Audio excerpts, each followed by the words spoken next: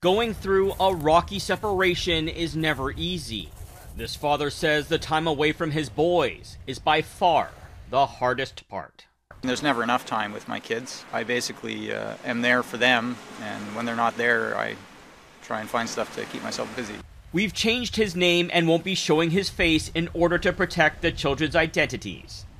But James felt it was important to share his story after he says the court is keeping him away from his kids because he's not vaccinated against COVID-19. I think the suggestion that I'm endangering my children makes me feel shocked. The decision made in BC Supreme Court leading to a dramatic decrease in parenting time. A draft of the order shows 2 hours on Thursdays and Sundays.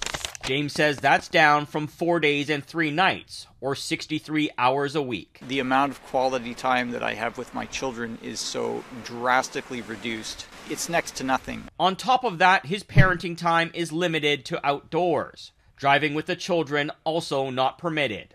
The children cannot spend time with anyone else indoors unless his former spouse is shown proof of vaccination, and masks must be worn at all times. It is a absolutely concerning decision that impacts separated unvaxxed parents across Canada. Family lawyer Scott Taylor is helping James, who is technically representing himself in court. Taylor says while unvaccinated parents have faced similar orders in Ontario, the reduction in parenting time was limited, and cases involved other factors. The children in those other cases were unvaccinated. They were ineligible for vaccination. James says one of his children has received a first dose of the vaccine, the youngest also old enough to get the shot.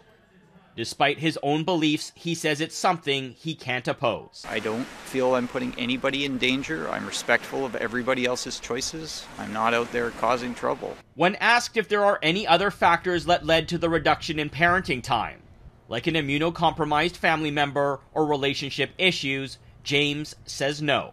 As soon as I get double vaccinated, everything goes back to normal. This is not a suggestion that I'm not a great parent. With many expecting the province to ease mandates, including the vaccine passport this summer, there is concern precedent-setting court orders like this one will remain. It's a mandate on every unvaccinated parent that they must be vaccinated, or else they're a risk to their own children. James says he's still undecided whether to appeal or get vaccinated. Either way, having his parenting time restored will take months. He says the hardest call right now, how does he explain this to his kids? I'm still there, that I care, and that I will continue to love them the way that I always have, and I always will. John Hua, Global News.